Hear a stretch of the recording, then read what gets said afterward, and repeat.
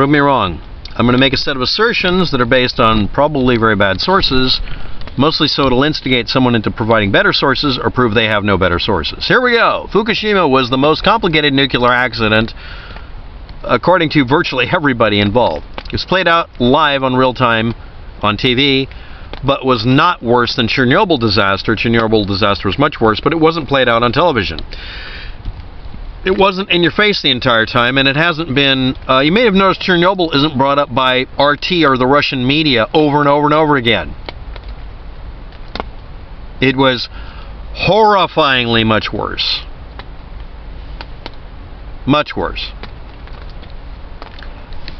Because most of what Fukushima did was extremely local or went out over the ocean. And the ocean is not a physically stable thing. It ebbs and flows. And it has the effect of diluting things ridiculously well. How much volume does it take to dilute a nuclear plant accident? Okay, how much material was there? Let's look at the maximum diameters and volumes. Storage pools in each of the, let's see how many reactors, 6 of them, were around 35 foot across, cubic shaped hollow cubes, hollow boxes, filled with water. Well, how much nuclear fuel is? You're not going to get any of the Fukushima fearmongers to talk about this. The fuel assemblies were about 12 foot long bundles. They were 375 pounds, and they had 60 tubes, or stacks of tubes, 60 groupings in a bundle. Those are the fuel rods. Each of them contains a pellet, a uranium pellet, about that long and a little bit skinny. You can look up how it's made. Uranium rods, nuclear power plant rods. Fuel tons versus number of assemblies in the core versus the spent fuel pool per reactor as of 2011 by a source or several sources, and this is going to be a load of fun to go through it. Around 50 tons in number 1 reactor, 400 assemblies in it, 292 in the cooling pool. It was shut down automatically. 70% of the fuel is considered to have been damaged, not destroyed or melted, just damaged at the time of the source. The building was also damaged. So was number 3 and number 4.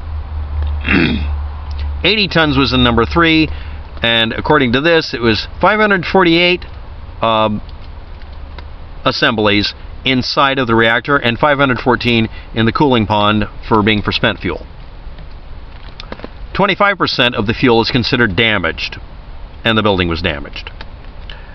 135 tons was in number 4, and all of it in the form of 1,476 at the time, because they may have stored extra in it, was in this 35 cubic foot cube of water cooling. Now again, these bundles are 12 foot long. They have 60 fuel rods each, and they weigh 375 pounds. Uranium and plutonium and all of these heavy materials are metals. They react to things like metals do. They can even burn in oxygen in atmospheres. They oxidize very rapidly. And they're insanely, terrifyingly dense. Like, beyond what lead does. They're unsettlingly heavy when you hold these things. You can actually go someplace and find... You can get a hold of it. It'll be wrapped in layers of another material to keep you from being hit with the radiation, but you can hold a plutonium pellet or a uranium pellet in your hand. Well, kind of. They make you put a glove on, obviously. And they make you hold it. Okay, the glove's lined with lead. Now we're going to put this in here, and you're like, that is crazy. And it's inside of your arm is through a wall, and there's a sheet of glass, and you're looking at it through a video camera. But you can actually hold one in your hand and really feel how heavy the damn thing is.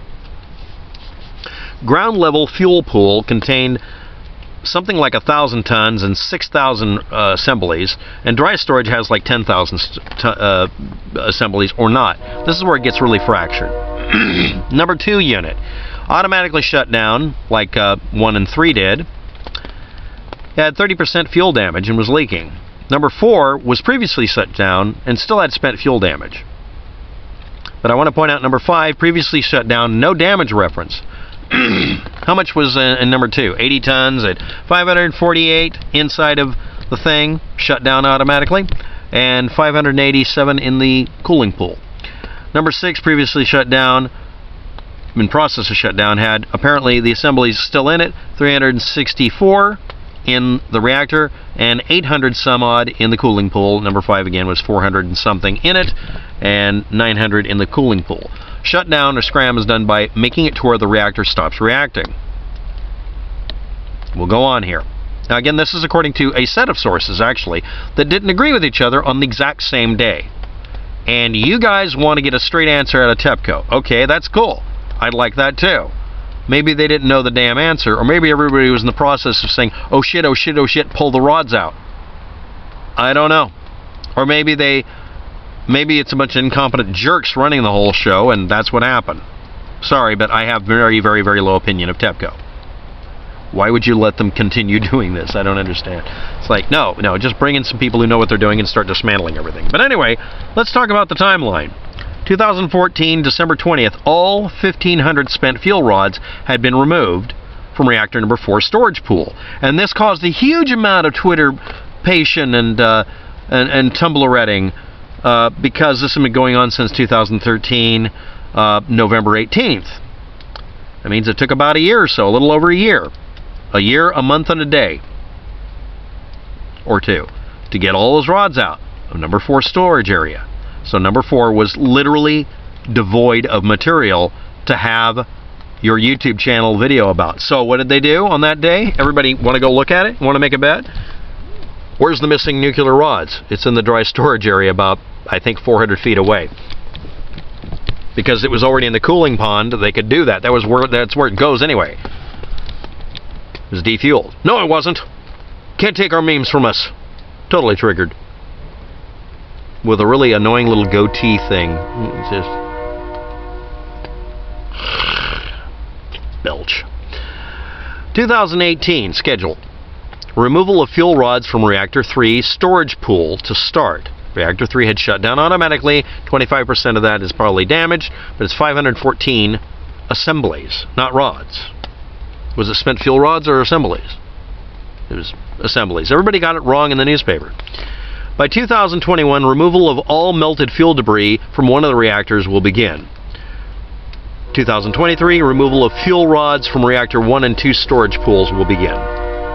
Or be done, depending on who you're talking to. 2027 estimate will be almost 1 million cubic meters of contaminated crud will have been produced by this entire incident. But look up how little space that can be if you want to pack it right. If it's a landfill, don't build a house on it. Now, why am I bringing this up? Were you told these basic things? Again, the fuel pools, spent fuel pools, are around 36 foot, and they're cube-shaped. How big are the reactor areas? Can't get a straight answer out of most people on this. They'll show, well, human for scale. That's not relevant. Just give us dimensions. How big are the fuel bundles in diameter? Well, you can look up that information, right? Maybe. Everybody keeps saying, let's harken back to the tsunami and earthquake. No, let's not. Let's shut you up, have an actual editor at the newspaper tell everyone, stop doing the human interest story thing and just give them the damn data and stop putting filler data in. We know what you're talking about. Stop reiterating stuff that has not changed. The earthquake isn't happening today. It's not breaking news. There is no tsunami right now from it. All of the dead have been buried just about. Stop it. A ton of water is 275 gallons, according to one source I looked up. How many tons of water comes out? Everyone does that very vague number. Let's try this. The quake-induced foundation cracks initially in many parts of every building in the area, but in one of them, it caused a leak of 400 tons of groundwater into the reactors per day.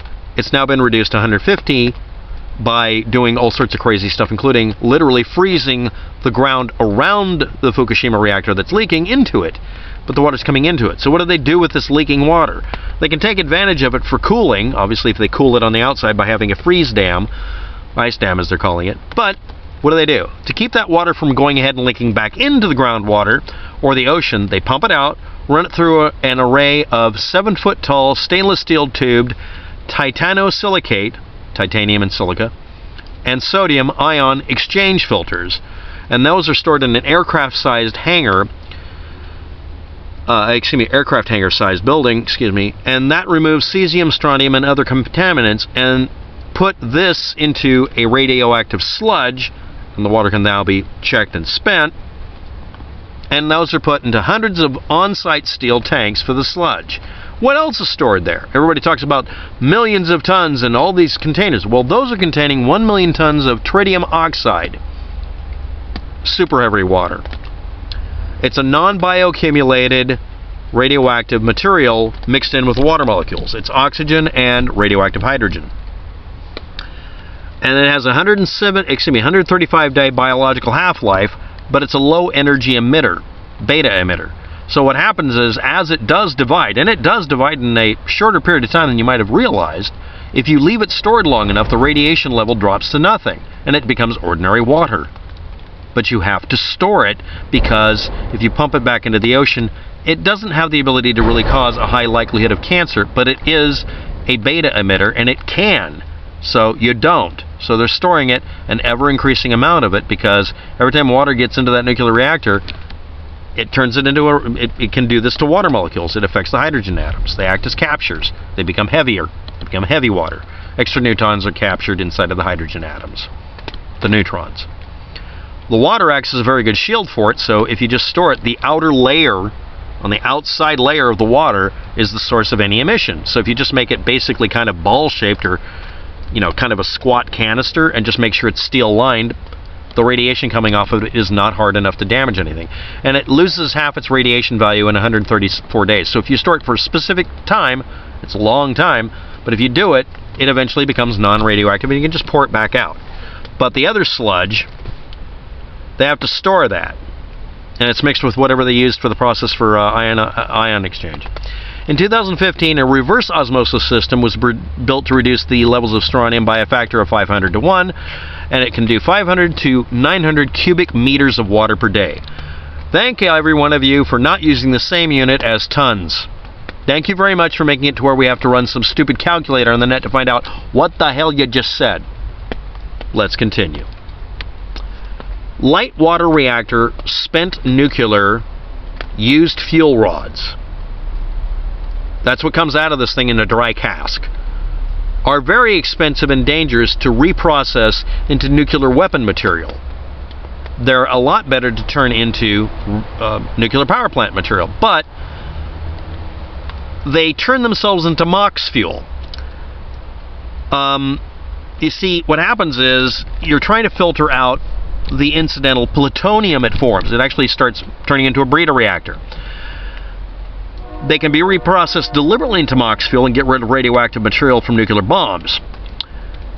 With its higher energy value and longevity, 44 commercial reactors worldwide have been built and loaded with MOX fuel since 1972. But in Japan, this requires the reactors be brought back online that were turned off and converted over. The total tons per country that are holding this MOX fuel capable material, Japan has about 3,000 tons of the stuff, but only 50 tons of it is the accumulated plutonium that's embedded in it that has to be processed out. Only 10 tons of that are actually in Japan. The rest have already been transported to the United Kingdom and France for the other 40 each. They're trying to get rid of it. They're not storing it. France has 23,000 tons. Germany has 5,000 tons. Switzerland, 700 tons. Belgium, almost 670 tons. 400 tons from the Netherlands. Italy has 193 tons.